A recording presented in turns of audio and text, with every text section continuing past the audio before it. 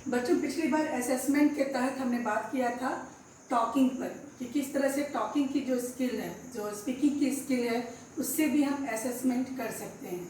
आज हम बात करेंगे नोट्स टेकिंग। जो हम लोग नोट्स लेते हैं, बच्चे जो क्लास में नोट्स लेते हैं, वो भी एक जरिया है जिससे आप अपने स्टूडेंट का आकलन कर सकते हैं, उसके शैक्षणिक योग्यता का। अभी एक उदाहरण लीजिए कि आप सभी ऑनलाइन क्लास में व्यस्त हैं और हम जो कुछ भी आपको दे रहे हैं वो मोबाइल में दे रहे हैं, पर हम हमेशा, सारे शिक्षक आपको ये निर्देश देते हैं, इंस्ट्रक्शन देते हैं कि please copy down everything in your copy and make notes. Why for so? एक नोट्स जब बन जाता है तो वो आपकी अपनी थाती हो जाती है। थाती मतलब संपत्ति हो जाती है, क्योंकि जब परीक्षा होने वाली होगी या किसी और समय में जब आपको इन सारी जानकारी की आवश्यकता होगी तो उस वक्त आप मोबाइल नहीं ढूंढ सकते, और मोबाइल कोई अस्थायी चीज़ भी नहीं है जहाँ की चीज़ें रखी जा सके दिनों दिन तक। सबसे बेहतरीन चीज़ आज भी कॉपी और कलम ही है। तो आपको नोट्स टेकिंग की जो प्रक्रिया है, जो स्किल है, जो हुनर है, उस पर विशेष ध्यान देने की ज़रूरत है। एज ए स्टूडेंट भी आपको ये हुनर सीखना है, और जब आप टीचर बनेंगे तो आप अपने स्टूडेंट्स को भी ये चीज़ सिखाएं कि ये क्यों ज़रूरी है, क्यों कहा जाता है कि आप एक नोट्स तैयार कीजिए और कॉपी में लिखिए।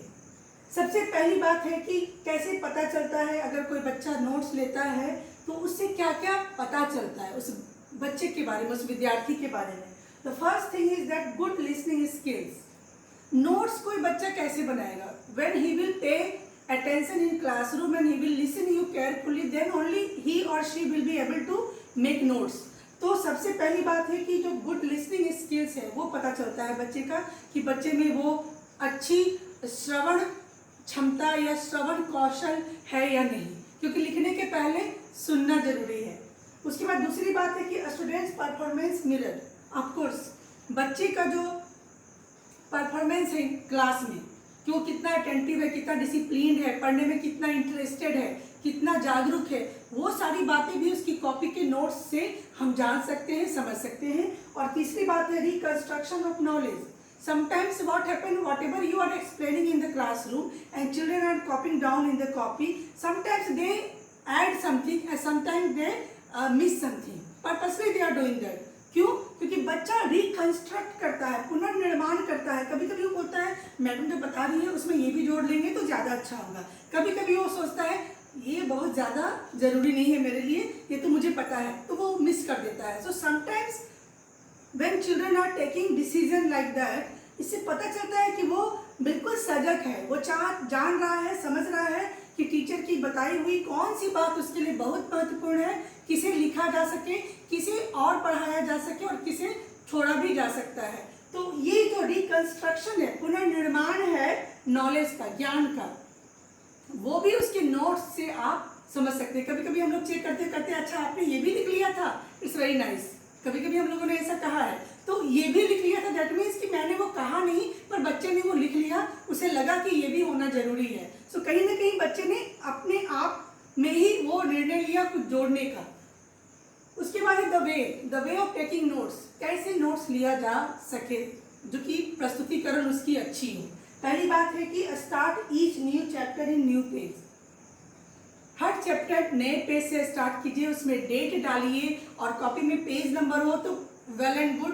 तो ये सबसे पहली शर्त है नोट्स टेकिंग का, कि पहले आप जब स्टार्ट करती हैं तो पेज में ऊपर चैप्टर लिखिए, और जब चैप्टर कंप्लीट होता है तो वहीं छोड़िए और फिर न्यू पेज से स्टार्ट कीजिए। दूसरी बात है right on one side of paper. एक तरफ ही लिखिए, ऐसा नहीं कि जहाँ तहाँ लिखे जा रहे हैं और हैजी है और मैसी वर्क लग रहा हो। एक तरीके से एक तरफ ही आप लिखिए।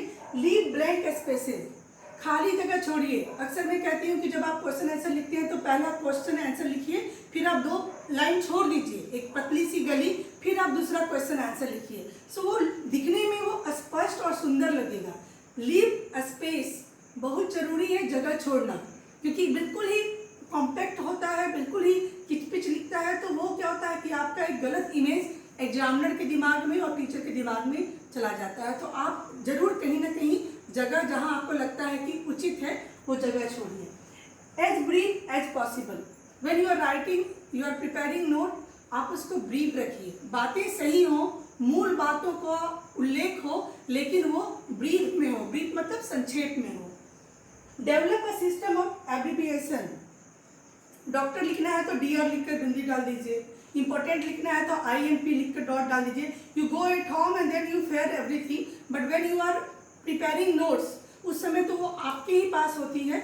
अभी टीचर को आप नहीं दिखा रहे हैं और टीचर अगर कंटिन्यूसली बोलते जा रही है, तो उस समय जब हम नोट्स लेते हैं तो आप अपने लिए एक अपना एब्रिविएशन तैयार कर सकते हैं। जैसे कि पत्रकार लोग करते हैं, वो जब स्टोरी बनाते हैं, न्यूज़ बनाते हैं, तो कोई कुछ बोलते जा रहा है, दे आर नोटिंग डाउन, तो वो लोग एक एक शब्द नहीं लिखते हैं, उनका एक अपना एब्रिविएशन, एक अपना शब्दकोश है कि छोटा सा भी लिखने से हम घर जाकर जब न्यूज़ प्रिपेयर करेंगे तो हम समझ जाएंगे कि इसका मतलब क्या था।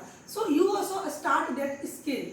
एब्रिविएशन आप खुद अपना प्रिपेयर कीजिए और आपको पता चले कि आपने जो लिखा है उसका पूरा शब्द क्या होगा।